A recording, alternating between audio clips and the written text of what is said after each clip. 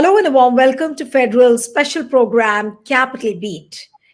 Hindenburg Research's founder, Nathan Anderson, on Wednesday announced to disband the firm whose reports sparked heavy short selling by investors and investigations by authorities, wiping billions from the market values of companies, including India's Adani Group and the US based Nikola.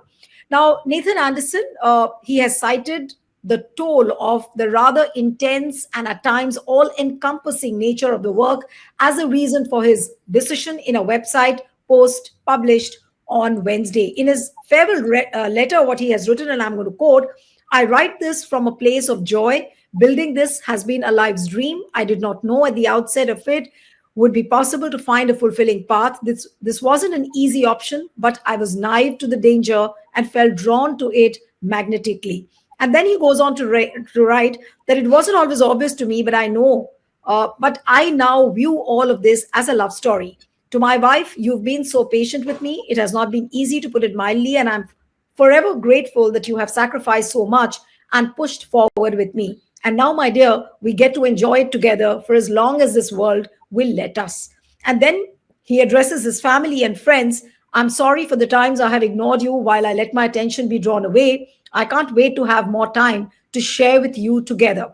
Lastly, I want to express how grateful I am to the readers.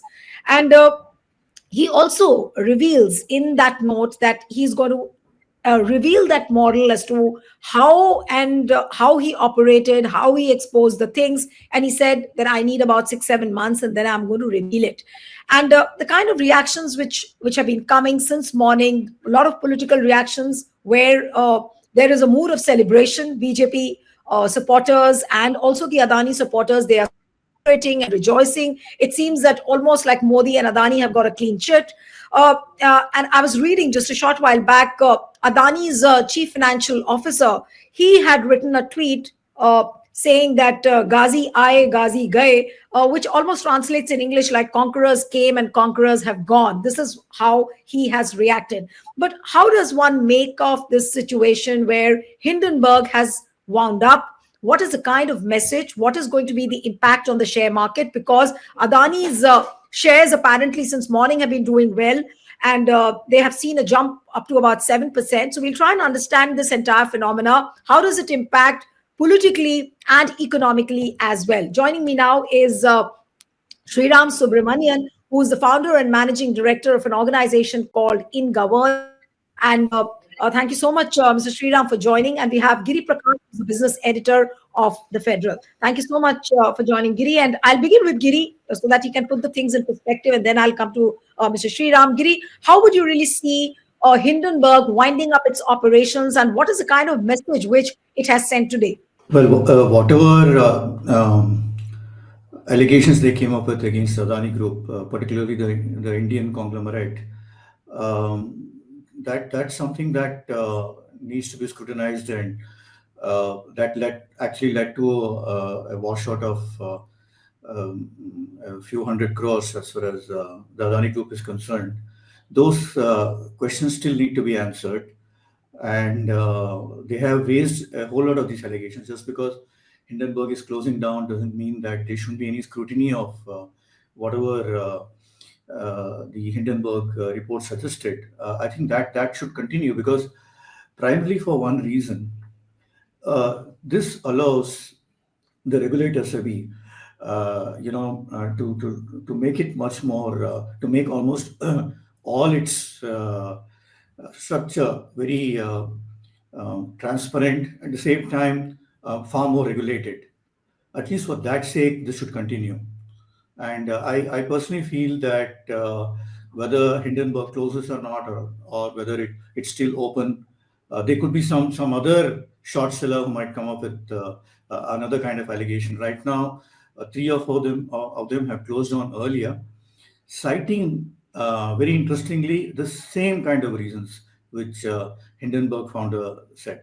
Okay, so I'll come to Mr. Subramaniam now. That how do you really see this whole issue? It has not impacted, and the way the people are rejoicing, and as if that I mean, it was something which apparently they thought that, Shahzad Poonawala has reacted saying that, Hindenburg was an organization which was involved in economic anarchy, and they indulged in economic terrorism. This is how they have reacted.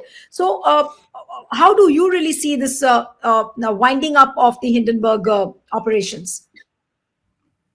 So, if I traverse back on to January 2023, when they released the report on Adani's, at least as far as India is concerned or Indian stock market is concerned, we had pointed out that there is nothing to vilify Hindenburg, even at that point of time. They are a market participant. Short sellers are much needed in the market, and they have a position.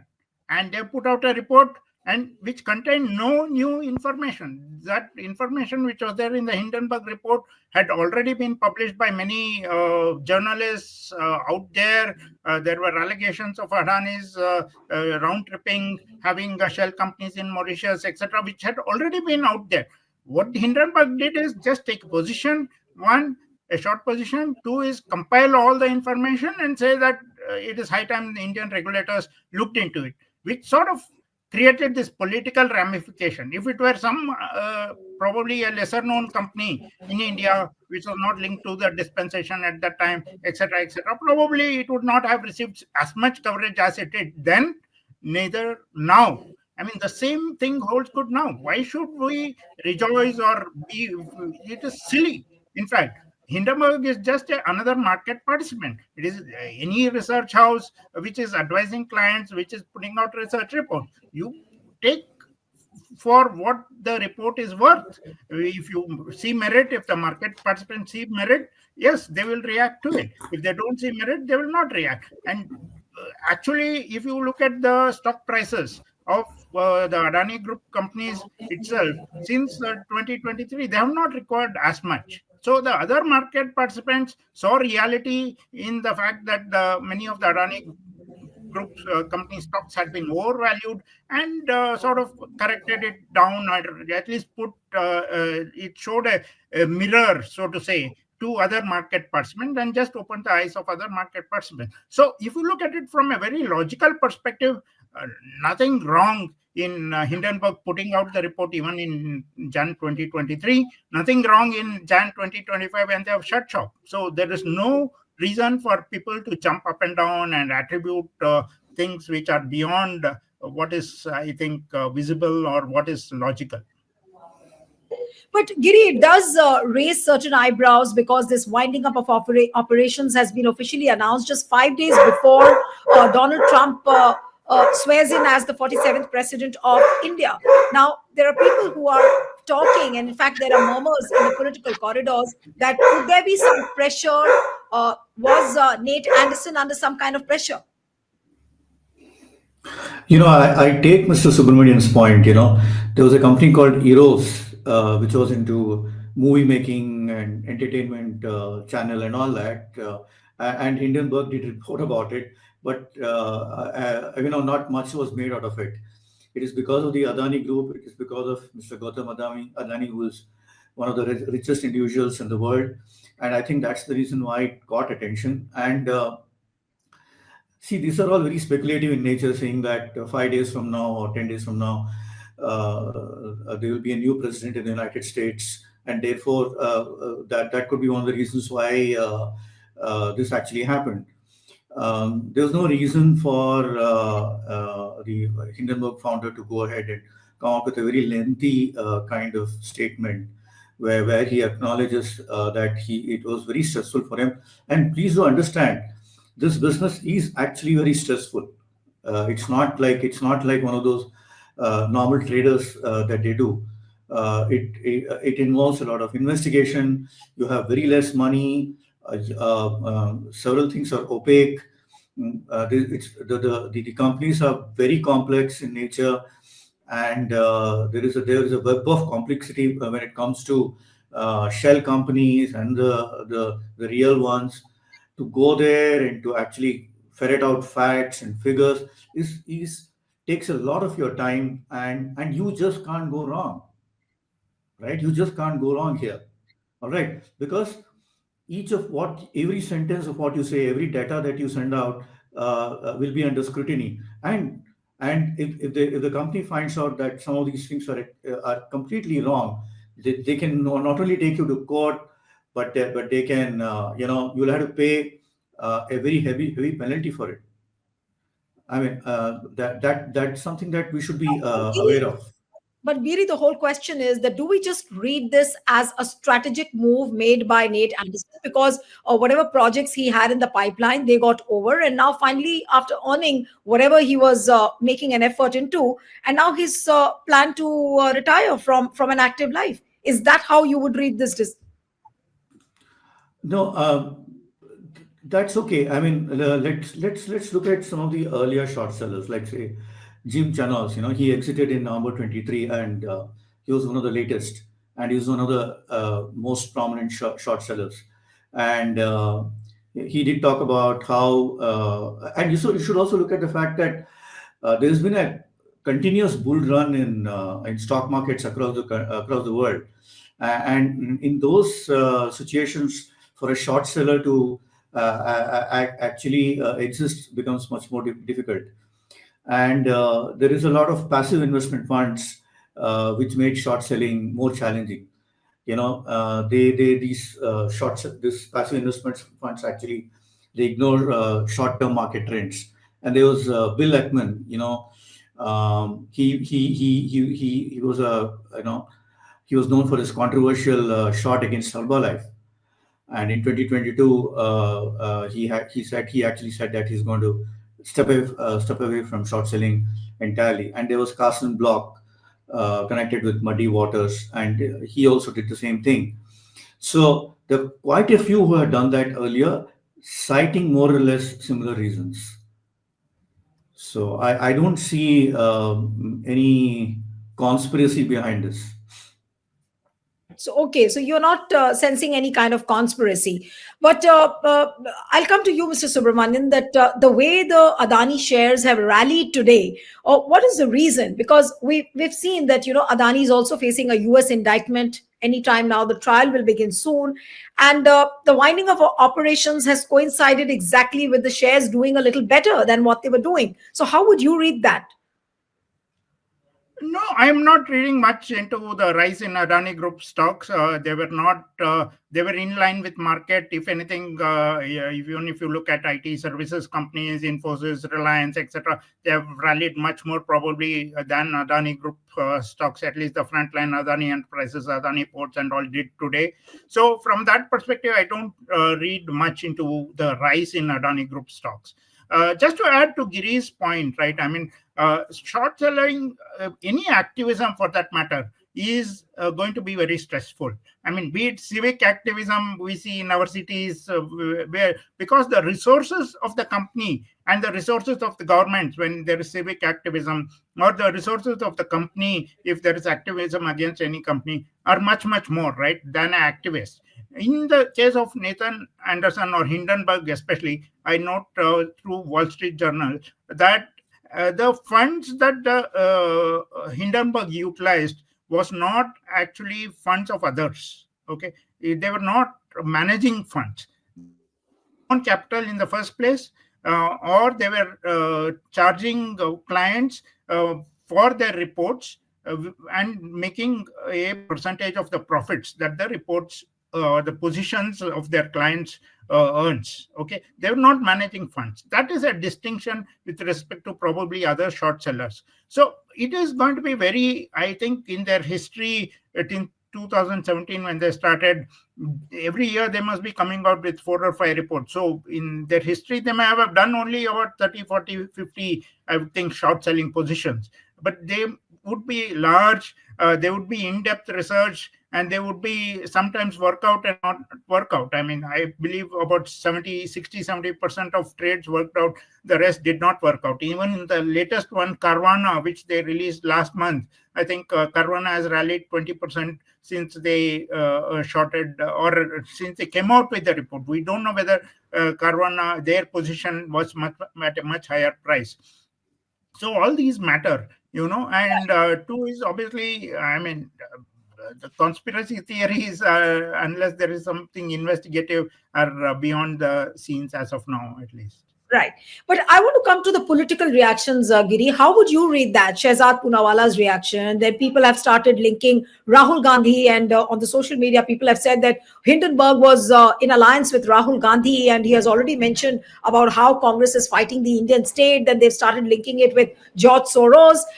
And the entire social media is abuzz with this conversation. You type in Hindenburg winds up operations, and you will see the whole lot of the political content coming out of it, as if and actually the social media is almost broken into a celebratory mode, as if Adani has got a clean chit, as if the Modi government has got a clean chit. All those questions about SEBI chief Madhvi Puri Butch, it seems that all has been forgotten.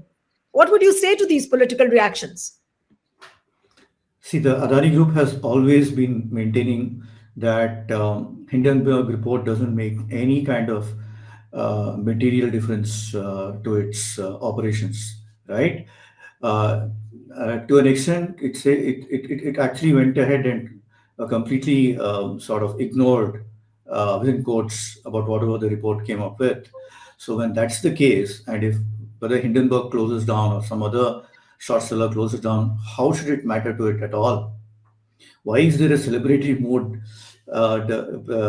when it comes to politicians aligned with the Adani Group or the Adani Group themselves? When they don't give it much kind of thought to it, there's no need to be either celebratory about it or feel bad about it or feel good about it. So I don't see actually the reason behind such celebrations. No, but does this but the fact is that the fact that they are actually doing it actually shows that they were very much hurt by this report, that their stocks went down, which is obviously true, and if the stocks do go down, and there have been allegations like that have been made. I won't go to the extent of saying there's an element of truth, but what I'm going to tell you is that it did impact them, and today they have admitted it quite openly. No, but does this help BJP's narrative? Does it help Adani, to come out of all the taints which we have seen as far as Hindenburg report and the allegations are concerned, allegations on SEBI? So does it give a clean chit in any way? Because people have started saying that, okay, look, they indulged in secrecy, they indulged in secret operations, they came out with a shoddy report, and now they've gone and wound up. So there is one way to look at that. And the other way to look at it is that, okay, he's made millions of money, millions of rupees, and now he's simply chosen a life which he wants to. So there are two ways of looking at it. So how does it really help the political narrative in India? Giri, and then I'll come to Mr. Subramanian. Yes. Assuming Hindenburg had not closed down, they were still defending themselves. Yes. Right? Now, if with Hindenburg still around, if it had not closed down, there's always this element of a chance that they might come up with another report, right? I think they are talking more about it than anything else, and the fact that hundreds of crores of rupees were wiped out in the stock market, and Adani stock had become like a yo-yo. Whenever something like this happened, the stock prices would drop, and then it could climb, and that actually does impact the group as such, and the US regulator, as well as the court case that is there. All this combined together actually hurt them a lot. And as far as political ramifications are concerned, they might actually say that now things are much better. But going ahead, I personally feel that if you remove the Adani Group out of this equation, I think it's the onus rests with SEBI. They have to be far more careful. Their regulatory requirements have to be more robust. It points to that actually, and they have to be more transparent. I think that's more important, right? I'm not making allegation that they are not, but what I'm saying is it is always better that they are much more careful from now onwards, more open-minded, and anything like this happens, they shouldn't end up defending like this. This is a, look at the Harshad Mehta case, right? When all that happened, the regulator became much more careful. The regulations were more robust. And this is a journey for any stock market, right? And for the regulator themselves. So they should look at it like that rather than looking at it in a very negative manner and saying that and ignoring it. The worst thing that can happen is ignore the lessons that you derive out of these kind of cases. Right. Absolutely. So the final question to you, Mr. Subramanian, that what is the biggest takeaway from the Hindenburg development? Hindenburg came out with a damning report. In fact, not one, but like 2, 3 reports, which came how it impacted India politically and also, from the business point of view. And now that it has wound up its operations, what is the final takeaway for a country like India? No, as Giri said, we have to expect this sort of short sellers. I mean, more so if there are bad behavior by companies, etc. And we should welcome, in fact, short sellers. I mean, we should not create such a huge political brouhaha around either side. I mean, short sellers are required to ferret out bad behavior by companies, to sort of be one more market participants. Otherwise, stock prices will keep going up and up and up. And for all we know, even as we speak, there are short sellers who are not of the profile of Hindenburg, but probably a low profile, who are taking positions, who are benefiting out of short selling. And two is obviously the fact that Hindenburg came out with such a high profile name was what brought them to the fore, in India at least. But short sellers are a welcome participant in India, and we cannot attribute political intentions to short sellers. And I think Hindenburg will not be the last short seller to participate in Indian market for sure. All right, so we'll have to wait and watch. And now, what is the next thing which Nate Anderson does? And because he says that he's going to reveal his model in another 6, 7 months, and he's waiting for a phone call from a person who will actually say that he has adopted that model, and then he will try and expose more frauds in the corporate world and some more whistleblowing we could see. So thank you so much, Mr. Subramanian, Giri Prakash. Thank you very much for joining. And one appeal to the viewers who are watching this discussion: subscribe to our channel, send us a feedback, and stay tuned to The Federal.